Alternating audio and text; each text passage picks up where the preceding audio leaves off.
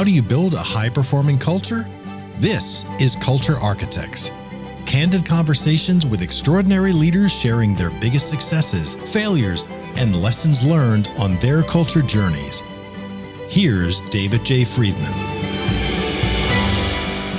So today on Culture Architects, we're joined by Richard Kopelman. Richard's the CEO of the business advisory and accounting firm Aprio. You know, Richard and his whole company have had a pretty incredible 2024. Last May, Aprio was a recipient, and not for the first time, of the Top Workplace Culture Excellence Award. Earlier this year, Richard and other Aprio leaders were named in Forbes magazine's annual Top 200 CPAs list. And just this August, Richard was cited by the Atlanta Business Chronicle as one of the metro area's most admired CEOs. He joined the firm as a staff accountant a long time ago, more than 30 years ago. We'll talk about that some. And he eventually became managing partner and CEO in 2013. In 2017, he oversaw not only the firm's rebranding as Aprio, but also the adoption of their 31 fundamentals that make up the Aprio Way. That makes Richard a true culture architect in our book. And so we're excited to hear his story. Richard, welcome to the show. Glad to have you. Oh, David, thank you. Great to be here. All right. Appreciate you having me on. You My left pleasure. out that also left out that I changed my name also, and my legal name is also Aprio. I didn't know that. You didn't know my middle name is Aprio? Did you really? Are you serious about that? Yes, this is known in the profession for sure, but I didn't know about that. Because of some state laws, I legally added Aprio as a second middle name. That's funny. Interesting. All right. Well, you're going to have to tell me that story. All right. So let's go back to the beginning. So it is unusual, in my experience at least, for an accountant, a CPA, to be maybe as entrepreneurial as you have proven to be. And so take us back to when you first got into the accounting profession. You're just a regular staff accountant. Like, how did you get into accounting in the first place?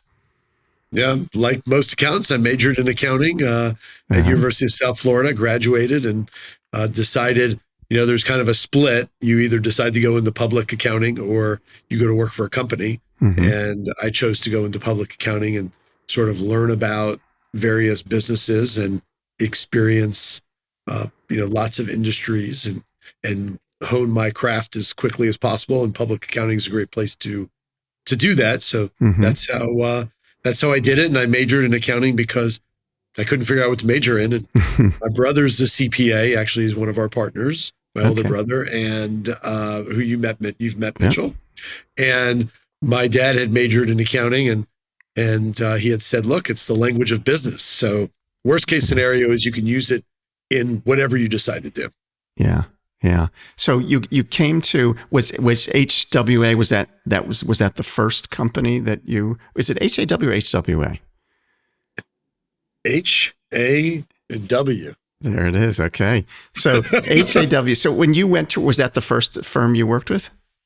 Worked for a small firm in Tampa while I was in school. Okay. But in terms of full-time, after I graduated, HAW was now Aprio was my first and only home. I think I'm the only person. I don't think I have a single friend that is still at the same company they started at.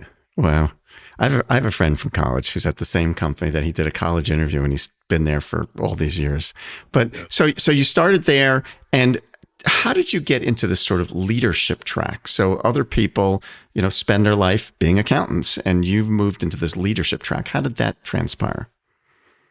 Opportunities presented themselves along the way, early in my career, and through just there were pivotal moments.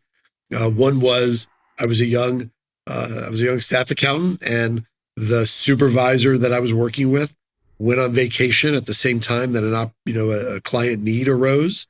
Mm-hmm. And it was a pretty significant, large project. And I got to cut my teeth and really get a lot of experience where I got thrown into the deep end and told to swim and figure it out. Mm-hmm. And then the person I was partnering with to build our manufacturing and distribution practice decided to go work for a client as I was becoming a partner at the firm. Mm-hmm. And as a result of that, I walked into the then managing partner's office, John Miller, and I said, hey, I'll take on all of these responsibilities. And he said, great, go ahead. And And I went back to my office, shut the door, and sat down and said, "Holy, What do I do what did I now? just do to myself?" But these things, propel you because you have no choice. You have to perform, you have to execute, and you have to deliver for yourself, for your team, for the clients. Mm-hmm. And so those created opportunities for me along the way that allowed me to propel my knowledge, capability, experience, knowledge of the business itself, how Mm-hmm. the business actually operated. Yeah, which is different. So, in my experience, we talked about earlier, I've worked with a lot of CPA firms, and many of them, it seems to me, and I'm curious to get your take on this, it seems like many of them have managing partners who might rotate over time. And but you've been in this role as the managing partner CEO for quite a few years. Why does Aprio look at this differently, or what's your take on the concept of transitioning this periodically versus having a leader of the firm? And I don't think, David, this is Mm-hmm. unique to CPA firms. I Mm-hmm. think this is maybe unique to professional services firms, and Right. especially those that are partnerships. And we made the decision really in conjunction with me becoming the managing partner and CEO back in I was elected in 2012, and as you pointed out, started in 13. But the direction was, let's build a business, Mm-hmm. and let's build a multidisciplinary professional services business, not a CPA firm. And Mm-hmm. most CPA firms operate with things like executive committees or partnership teams, or they have they vote on which copier they're going to have in the office. And we made the decision to really form a leadership team, create a board of directors instead of an executive committee, Mm-hmm. and really run the business like a business to build a sustainable professional services firm that's beyond the partners itself and beyond the people, and something that would really create value, which sort of led us to our most recent transaction, Mm-hmm. which I'm sure you're going to ask about Yeah. in a Yeah. bit. And forming that structure, because look, the underlying structure, it's kind of like the brand. Yep. Changing to Aprio and then meeting you while we were struggling with how are we going to bring Aprio, which stands for head and heart, how are we going to bring that to life? And then meeting you that day, and within the first 3 minutes of you talking, not that this is supposed to be an infomercial for David Mm-hmm. Friedman, but 3 minutes into your talk, I already knew this is what we were going to do and how we were going to operationalize it. And we made a lot of decisions along the way to ensure that we were creating a sustainable business. Yeah. It's fascinating. I hadn't thought of it in quite that way. And it's very reminiscent for me in my personal background that some know I had run an employee benefits consulting company for 27 years. And we were very different, like you're describing, from everybody else in that insurance agencies were usually run by insurance agents and they acted like insurance agencies. And I had a vision, much like you, many years ago, that no, we were building a professional services business and a customer service business, and that there are certain things that we could do to build a great business. And I became the first and only CEO. And I wasn't an insurance guy anymore. I was a CEO of building a business that had value outside of insurance. And very similar path that you're describing and how you were looking at, we're not running like a CPA firm, we're running like a business. Our service happens to be advisory and CPA work, but that's just, it could be almost anything else. You're trying to build a business here. Very And similar. very, very, very similar. And we've gone from, let's say, 20 service capabilities to over 50 just in the last Wow. 10 years. Wow. Wow. So, for our audience sake, yes, Aprio and Richard are clients of our company. And so back in 2017, Richard was referring to, he had heard me speak and took on the process of creating the Aprio Way. But I'm curious, so you said that, that really resonated with you. Why was culture important to you? I mean, most CPAs don't necessarily think about that. Why? What was it in you that said, yes, this is important? That's funny. I think that's true. I think most people don't think about it. And when I became CEO, managing partner, I remember standing, early in 2013, standing in front of the entire firm at that point. We were 350 people, no, 250 people. Mm-hmm. And I remember standing in front of the group and saying, look, we are going to build a best places to work, because when our people are engaged and they're thriving and they're excited and there's growth opportunities, I mean, you have pep in your step. You get to Mm-hmm. walk into work every day excited about what you're going to be doing and who you're going to be doing it with. And it creates upward mobility in the profession and financially. And our clients ultimately feel that excitement and energy coming from our Mm-hmm. team, because they're excited about what they're doing and they're feeling engaged and valued. And so that's why for me culture was important. The Mm-hmm. recognition, if it came, was okay, that'll be fine. I learned along the way from others that you can't just stand in front of a group and say, fill this survey out and say that we're the best place to work for in the country, because that's not how they're feeling. And so why would you ask them to do that? Let's Yeah. make sure they feel that way, and then that will just happen. Mm-hmm. Kind of like financial results. So let's talk about financial results, because it's certainly one of the questions that I get frequently from people we talk to is, all right, so, what's the return on investment in this? How do we know that this is actually going to do anything for us beyond the intuitive sense of that?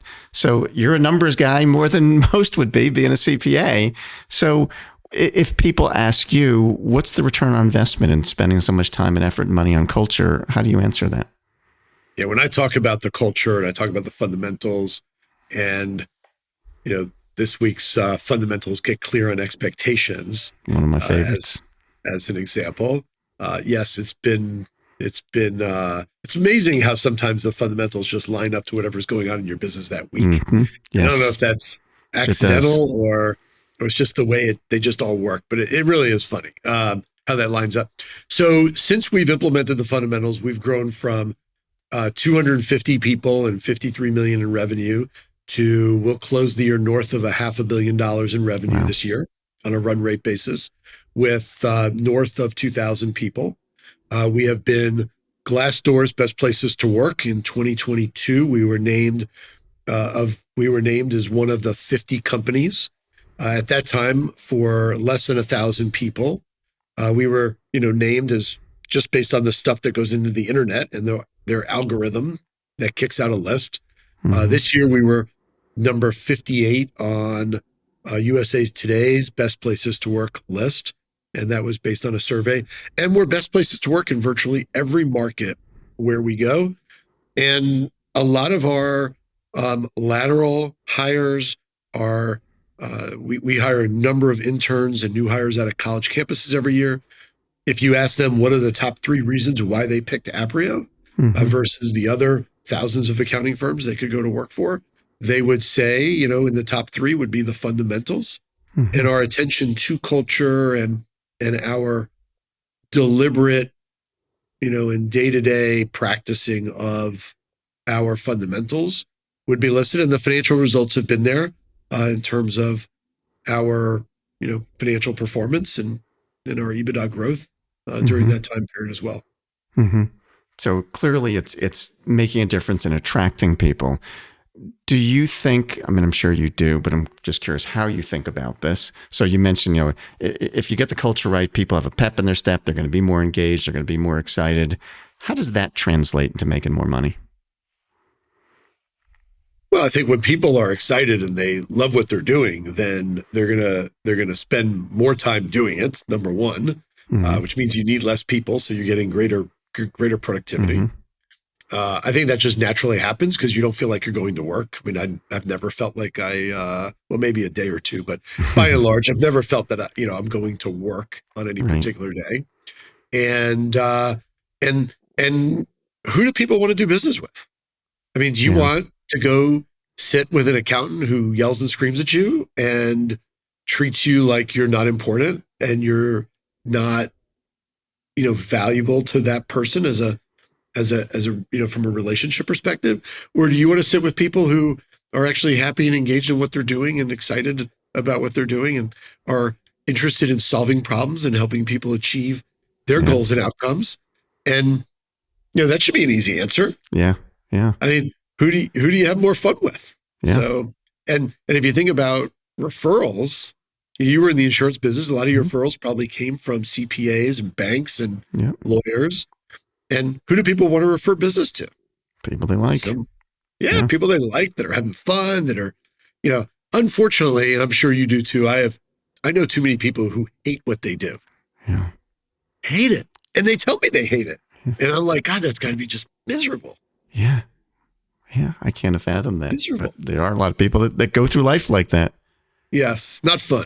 So let's create a great environment, a fun environment, and something in a place where people enjoy what they're doing every day. Yeah. So for our audience sake, some of our audience is very familiar with fundamentals, some less so. So quick explanation. Fundamentals are behaviors that a company practices. And so at Aprio, there are a set of 31 behaviors they practice, and they focus on one each week.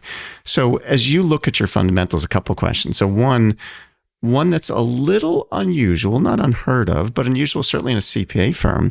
And some of the articles that have been written kind of seem to zero in on your focus on kindness. And I remember when we were building the leadership team, that was really important to you. So talk more about why was that one of your fundamentals, and why is that so important? Yeah, for me, it's, you can go through life and you can go through meetings and day-to-day activities with your people, and you can treat others. Well, let me tell a story, actually. Sure. So I was a young staff accountant, and the partner I was working with brought me into his office, and he sat me down and he said, you're great with clients. You treat them with respect. You're kind to them. You're interested in what's going on with them. You are, you build client relationships really, really well. And he's like, why aren't you doing that with your fellow team members that you're working with? And I felt like I, really got taken to the woodshed that day. And I was the stinky kid, essentially. And and so I've been working on that ever since. And so that was, so from that day, it was important to me that we build relationships with people, and it doesn't, just do what you would do with clients and friends. Just, how's your day? Yeah. Simple things, right? How's your day? Have a great weekend. These are simple things that we can do. And it takes a moment, and it builds better rapport, relationships, and you have to meet people where they're, you have to meet people where they are. We have a client that actually I interviewed them on our podcast, Field Fastener, and I interviewed Jim Derry as their CEO. It's a great company, a distribution company in the Midwest. And they have a mission. Their mission statement is to have everybody they work with love them.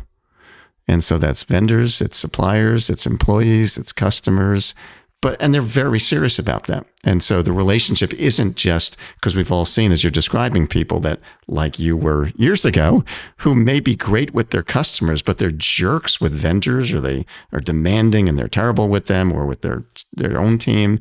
And their attitude was, we want everybody who works with us to love us, that we care about relationships in all directions. We can't be very effective if we haven't built good supplier partnerships, and so on. So it's more of a universal view, like you're describing, of kindness. The entire ecosystem. Yeah. Yeah. And it's not something that I think is widely practiced in the accounting profession in particular. I mean, you have, a lot of very technical people. So I think, to focus on that every 31 weeks and, really just think about and talk about, what does it mean to just be kind to people? And like you said, it's not just the people that you work with or your clients, but vendors, partners that you have, partnerships that you have, families of team members. Yeah. All right. Well, that brings us to the end of the first part of this conversation with Richard Kopelman, CEO and managing partner at Aprio. When we resume in the next episode of Culture Architects, we'll hear more from Richard about how the Aprio culture has seen them through their recent period of huge growth, through their mergers, acquisitions, and even overseas expansion. Stay tuned for that fascinating discussion. This has been Culture Architects with David J. Friedman. Join us next time for more insights and wisdom from great leaders in all walks of life. To book David for your next event, or to learn more about his writing, speaking, or consulting, go to davidjfriedman.com. Culture Architects with David J. Friedman is a production of CultureWise.